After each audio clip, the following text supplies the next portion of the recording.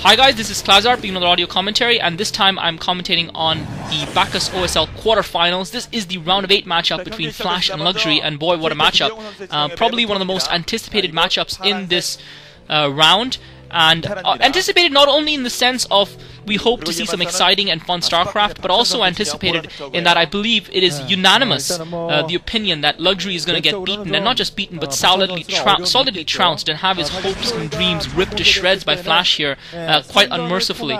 Luxury is one of those StarCraft players, and unfortunately that's the problem for him, is that he's one of those guys who's been around, who's had opportunities, who's done reasonably well, but has not really achieved anything great, has not really proved himself to be someone to be considered a serious contender on the big stage, and unfortunately that is a flag he will have to carry unless he can pull off an upset win. And this is his ideal opportunity. If he can beat Flash here, I think people will start to take him a lot more seriously. Right now, he probably wouldn't even be considered to be among the A class of Zergs, though he was one of the 2 Zerg players along with July, which is the other game I'll be covering, to get through from the round of 16 in a very tough round of 16, and you've got to give him a lot of credit for that. But I think this is probably where his OSL journey, and feels sick using words like journey for StarCraft competitions, is probably something you want to hear in a reality talent show, on which I will elaborate a little bit more later on. My torture over the last 2 weeks, or at least part of the last 2 weeks. But anyway, so Flash looks like he's putting his racks down, sending his SCV out to scout, and looks like he's going to be scouting in a clockwise direction to start with. Luxury's obviously sent his Overlord down in the right position, and looks like he's gone for a 12 hash build to start with. I didn't see him put a Sonic build down now, and now he's sending a drone out to scout as well. And I think on a large map such as this is Troy, by the way, and I think on a map like this, it is very important for the Zerg player to send that initial drone out to scout and not just rely on the Overlord, because it can leave you at a significant disadvantage if you don't scout your opponent early on, and I feel too few Zerg players do that. Now Luxury is going to set up his spawning pool, so it looks like he's gone for hatch into spawning pool. It'll be interesting to see whether he puts down a 3rd hatchery, so both players crossing paths, the drone and the SCV of Flash and Luxury crossing paths. The other thing about Luxury is that he has for a long time been eclipsed by his brother Shadow, Yarnak Yellow, Fake Yellow, who again, like Luxury, has been a solid Zerg player, shown flashes, glimpses of greatness, but never really been able to achieve anything. So he's finally seemed to emerge from that, qualifying ahead of his brother, making it to the round of 8, and now Flash has scouted that, and it'll be interesting how Flash adapts his strategy. He's got that bottom racks up. He's also seen that Overlord of Luxury is just running away with that Lone Marine. Flash thinking that another SCV out, and I have a feeling that he might be looking to fast expand. That's exactly what Flash is doing. So Flash, having seen that his opponent has put the hatchery down first, has straight away gone for the command center to counteract that. I'm not sure if that was his original strategy, considering the fact that he hasn't taken his extractor. I would guess that's probably what his refinery. I would guess that's probably what his strategy is. Luxury, meanwhile, has not planted his extractor down yet. He's producing some Zerglings, and it's vital that he gets for that SCV, because I think Luxury has actually gone for a hatchery. He's gone for the 3rd expansion at the 11 o'clock position, so he's taking a big gamble here. He's gambling on the fact that Flash is in. Flash building a bunker in anticipation, seeing those Zerglings come out, and Luxury sending 5 of his Zerglings down south to try and harass Flash a little bit and just slow him down, and using the 1 Zergling to chase that SCV around. I think this is a mistake by Luxury, because he needs to get rid of that SCV so that Flash doesn't know what his strategy is. Flash has seen obviously that extractor going out. Flash is going to wonder whether or not Luxury's got a 3rd SCV somewhere, and this is the mistake I feel that Luxury is made by not warding that SCV out first.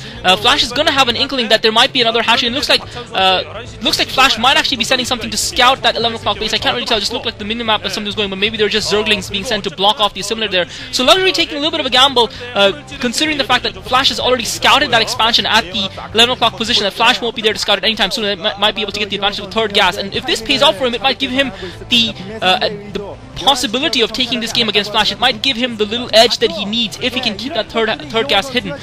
So he has got the hatchery up and running. So Luxury in a decent position here, and Flash has sent an SCV out to scout. Luxury has got a Zergling chasing it around though, but Flash has sent an SCV, and if that SCV gets through and sees that Flash putting the academy up, but if that sees that hatchery at the 11 o'clock position, if sees that 11 o'clock expansion, I think Luxury is going to have a terrible time defending it. Flash hasn't been able to get the SCV through yet. Luxury has killed the assimilator, so Flash has to know what's there, but because the assimilators are gone, it's going to be incredibly incredibly difficult for Flash to actually get in there and take that expansion out. So Luxury trying to use the position, the unique artifacts on the map to his advantage, taking out the simulators, sealing that base in, sealing that third gas in, now morphing to Lair, putting down an evolution chamber as well fairly early on, probably for those upgrades. It'll be interesting to see whether he tries to get an early expansion out. Flash, meanwhile, straight away putting down his second, third racks, so we are going to see possibly a bio build here from Flash. Flash is very strong with his medic and marine micro, and it'll be interesting to see if Luxury will be able to keep. And Luxury, meanwhile, started already warding off, and this is a little bit unnecessary. Flash doesn't have a large medic and marine force out on the ground yet, even though he's just put up his academy, but Luxury's already put down 3 Sunkens, and I do feel that is the difference between a player playing at his best. Flash has now got a smallish group of medic and marines, but I do feel that's the difference between a player playing at his best and a player just not really at the peak of his prowess as far as Zerg players are concerned, a player who commits himself a little bit too early in terms of Sunkens. He's now getting the second, third Sunken out, so Flash, by virtue of that group of medic and marines, has forced Luxury to expend resources there. Flash getting his engineering bay up as well, getting his comp stats. It looks like we are in for a relatively longish game here. None of the players drawing blood early on. Both players content to macro up and not really trying anything cheesy or trying to do a rush build of any sort.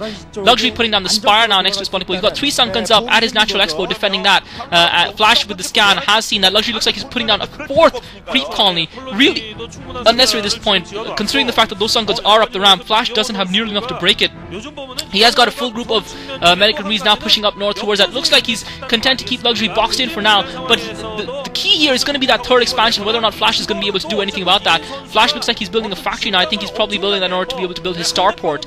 So Flash just content to keep Luxury boxed up in his base for now. Luxury will be content to do that as well. Luxury's got that third expansion up and running quite well at this point in time. He's got his extractor going up, and so while there's this lull in the action, Flash now taking his gas at the national expo, and Luxury continuing to pump Sunkens. He's put down 5 Sunkens. He's now put down a double row of 6 Sunkens, really going heavy on the defense there, and I'm not sure why he would want that. Flash taking out the simulators of the expansion at the 12 o'clock position. I think he might have sent I don't think he sent an SCV up there, so I'm not sure what the point of it is. Point of that is Luxury getting the Spire up. I'm not sure why Flash did. Flash has got the factory up. I'm not sure what it was that he was building next to the factory. I think it's probably his starport. I would guess that's what he would be going for.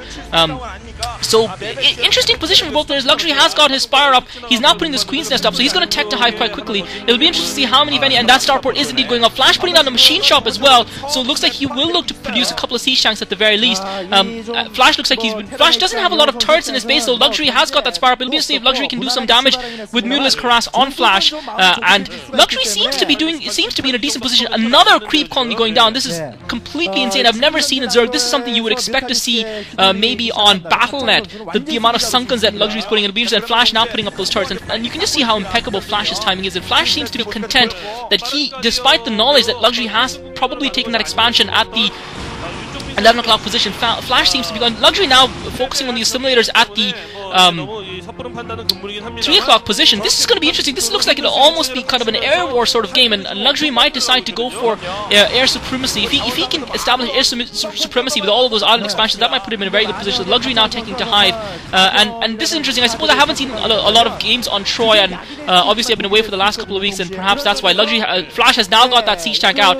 But Luxury's got so many Sunkens there. He's doubtlessly going to have his defilers out before Flash can break that Sunken line, and maybe that's why Luxury was investing so heavily in his defenses. But Flash now taking out the simulators at the 3 o'clock base, Luxury taking out this one. Flash has got his science facility up as well. Yeah, you guys, and Flash now putting on his third, 4th and 5th barracks. Some of you guys might be wondering where I've been for the last couple of weeks, and I've actually been away, and I do apologize for not updating my status when I go away on YouTube. I'll make sure to do that next time if I anticipate a longish stint away.